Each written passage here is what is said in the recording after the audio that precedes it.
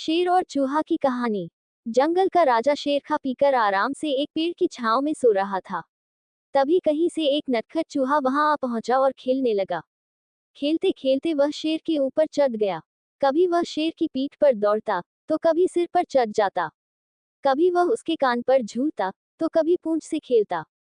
उसे बड़ा मजा आ रहा है और उसकी उछल कूद बढ़ती जा रही थी।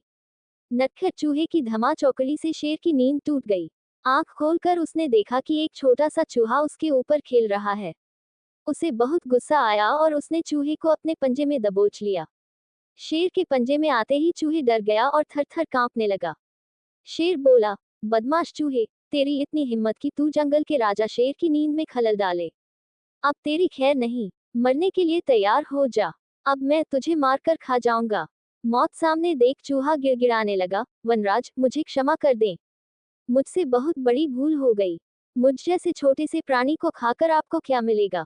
आपका पेट तो भर नहीं पाएगा। कृपा कर मुझे छोड़ दीजिए। अवसर आने पर मैं अवश्य आपके काम आऊंगा। चूहे की बात सुनकर शेर हंसने लगा और बोला, मैं जंगल का राजा हूँ। मुझसे बलशाली इस पूरे जंगल में कोई नहीं। तू छोटा सा चूहा मेरे क्या काम आएगा? लेकिन फिर भी मैं दया करके तुझे प्राणदान देता हूँ। मेरी नजरों से दूर हो जा और आइंदा कभी मेरी नींद में खलल मत डालना।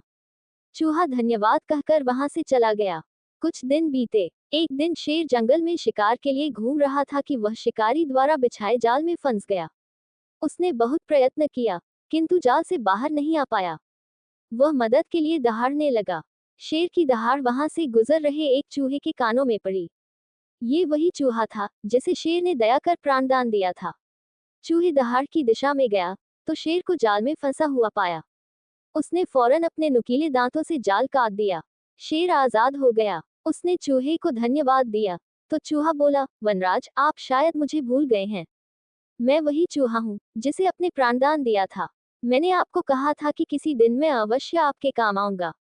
देखिए, आज मैं आपके काम आ ही गया। शेर को वह दिन याद आ गया और उस दिन की अपनी सोच पर बहुत पछतावा हुआ कि जिस चूहे को उसने तुच्छ समझा था, उसी की सहायता से वह शिकारी से बच पाया है। सीख। 1. बाहरी स्वरूप देखकर किसी की योग्यता का आंकलन नहीं करना चाहिए। 2. उपकार कभी व्यर्थ नहीं जाता। किसी न किसी रूप में उसका फल अवश्य प्राप्त होता है।